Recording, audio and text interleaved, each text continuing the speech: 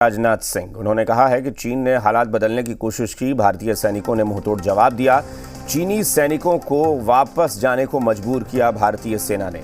राजनाथ सिंह ने यह बयान लोकसभा में दिया है। उन्होंने कहा कि कोई भी भारतीय सैनिक ज्यादा जख्मी नहीं है। चीन को अतिक्रमण से रोका गया है। भारतीय सेना ने डटकर मुकाबला किया। LAC पर चीन ने हालात बदलने की कोशिश की थी। दरअसल एक भारतीय पोस्ट को हटाने की कोशिश की गई थी।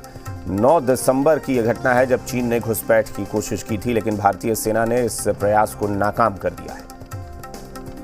9 दिसंबर 2022 को PLA ट्रुप्स ने तवांग सेक्टर के यांगसे एरिया में लाइन ऑफ एक्चुअल कंट्रोल पर अतिक्रमण कर स्टेटस को एक तरफा बदलने का प्रयास किया। चाइना के इस प्रयास का हमारी सेना ने दृढ़ता के साथ सामना किया है अध्यक्ष महोदय, और इस फेस ऑफ में हाथापाई भी हुई है। भारतीय सेना ने बहादुरी से PLA को। अगर आप अपने बच्चों को पैसे का पाठ नहीं सिखाएंगे तो पैसा कमाने के बाद में हो सकता है वो आपको ही बेच दें। सावधान, फ्रीडम ऐप को डाउनलोड करें। बच्चों को पैसे का पाठ कैसे पढ़ाना है सीखिए। हमारी टेरिटरी में अतिक्रमण करने से रोका और उन्हें उनकी पोस्ट पर वापस जाने के लिए मजबूर कर दिया अध्यक्ष महोदय। इस झड़प में दोनों ओर के कुछ सैनिकों को चोटें भी आई हैं और मैं इस सदन को अवगत कराना चाहता हूं कि हमारे किसी भी सैनिक की न तो मृत्यु हुई है और न ही कोई गंभीर रूप से घायल हुआ है। टाइमली इंटरवेंशन के कारण PLA सोल्जर्स अपनी लोकेशंस पर वापस चले गए अध्यक्ष महोदय, और इस घटना के पश्चात एरिया के लोकल कमांडर ने 11 दिसंबर 2022 को अपने चाइनीज काउंटर पार्ट के साथ स्थापित व्यवस्था के तहत एक फ्लैग मीटिंग की और इस घटना पर चर्चा की। चीनी पक्ष को इस तरह के एक्शन के लिए मना किया गया और सीमा पर शांति बनाए रखने के लिए कहा गया। इस मुद्दे को चीनी पक्ष के साथ कूटनीतिक स्तर पर भी उठाया गया है। अध्यक्ष महोदय, मैं इस सदन को आश्वस्त करना चाहता हूं कि हमारी सेनाएं हमारी भौमिक अखंडता को सुरक्षित रखने के लिए पूरी तरह से प्रतिबद्ध हैं और इसके खिलाफ किसी भी प्रयास को रोकने के लिए सदैव तत्पर है हमारी भारत की सेना। और मुझे विश्वास है कि यह सदन हमारी सेनाओं की वीरता और साहस को एक स्वर से समर्थन देगा। और अध्यक्ष महोदय, मैं पूरी तरह से आश्वस्त हूं कि यह संसद बिना किसी संशय के भारत की सेना की क्षमता, शौर्य, पराक्रम व प्रतिबद्धता का भी अभिनंदन करेगा। राज्यसभा में भी रक्षा मंत्री ने अपना बयान दिया है। क्या कहा वो भी सुन लेते हैं। इस गरिमामयी सदन को अरुणाचल प्रदेश के तवांग सेक्टर में हमारी सीमा पर 9 दिसंबर 2022 को हुई एक घटना के बारे में अवगत कराना चाहूंगा। उपसभापति महोदय, 9 दिसंबर 2022 को चाइनीज PLA ट्रुप्स ने तवांग सेक्टर के यांगसे एरिया में लाइन ऑफ एक्चुअल कंट्रोल पर अतिक्रमण कर स्टेटस को एक तरफा बदलने का प्रयास किया। चाइना के इस प्रयास का हमारी सेना ने दृढ़ता के साथ सामना किया। उपसभापति और सदन को यह भी बताना चाहूंगा, इस फेस ऑफ में हाथापाई भी हुई और भारतीय सेना ने बहादुरी से PLA को हमारी टेरिटरी में अतिक्रमण करने से रोका और उन्हें उनकी पोस्ट पर वापस जाने के लिए मजबूर कर दिया। इस झड़प में दोनों ओर के सैनिकों को कुछ चोटें आई हैं।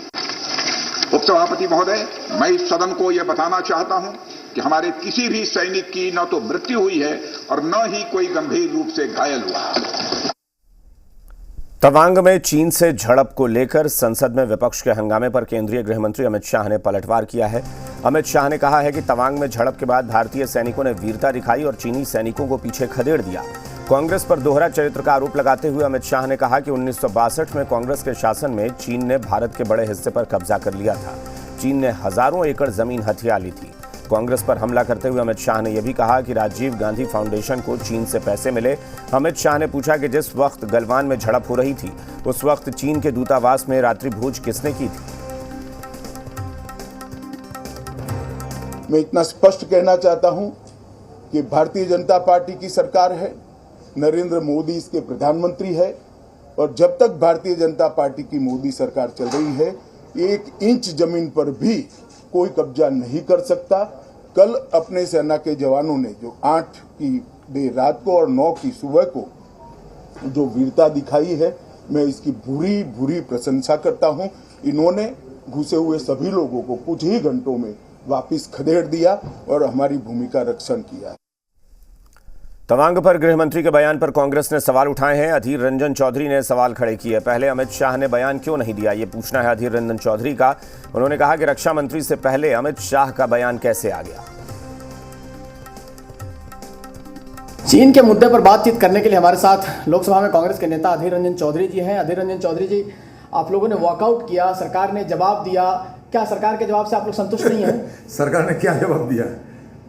सबसे पहले सवाल यह है कि 9 तारीख को घटना घटी, जो झड़प की घटना 9 तारीख को घटी। 13 तारीख सदन चलते रहे, ना बाहर ना अंदर।